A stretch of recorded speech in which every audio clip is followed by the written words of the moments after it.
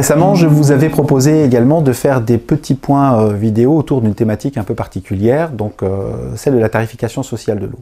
Alors je vais tâcher d'être court et d'être bien précis parce que ça reste quelque chose d'un peu technique, mais on en parle ces derniers temps et particulièrement depuis que chacun a reçu sa facture d'eau.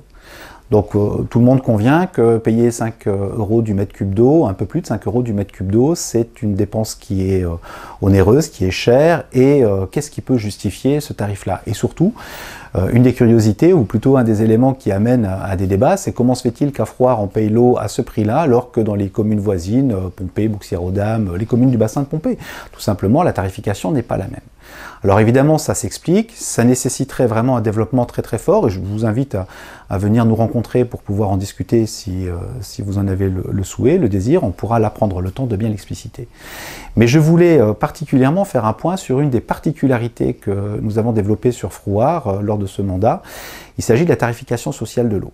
Donc la tarification sociale, c'est une loi de 2013 qui a ouvert la possibilité à ce que les gestionnaires les collectivités gestionnaires de l'eau puissent appliquer une tarification un peu spécifique, un peu particulière, avec un engagement social. Donc tout le monde consomme de l'eau, c'est absolument essentiel, et la consomme raisonnablement. Il ne s'agit pas de consommation hallucinante ni quoi que ce soit, il s'agit simplement d'une consommation normale.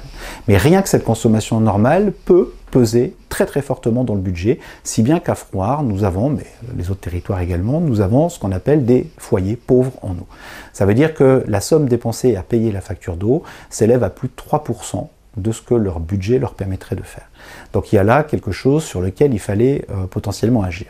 Donc avec les services du SEA, nous avons construit, le SEA c'est le syndicat de l'eau et de l'assainissement, nous avons construit toute une démarche, tout un protocole, une procédure qui a été assez longue et laborieuse parce qu'il y a un cadrage de la loi qui est assez fort autour de cette tarification. Donc nous sommes parvenus à aider, à épauler dans une stratégie qui prenait un aspect préventif et un aspect curatif de 211 familles, je crois, au dernier chiffre que nous avons pu établir, pour qui la facture d'eau était beaucoup trop élevée et qui étaient en difficulté concernant ce paiement de cette facture. Donc il y a un cadrage réglementaire qui est très strict, très précis. C'est une démarche qui est une démarche originale, que nous avons évaluée, que nous estimons être absolument nécessaire pour permettre à tout à chacun de pouvoir accéder à cet élément essentiel. Donc notre souhait, c'est de faire en sorte que sur le bassin de Pompée, désormais, maintenant qu'il a la compétence, cette expérimentation puisse s'ouvrir aux autres communes et bénéficier à tous.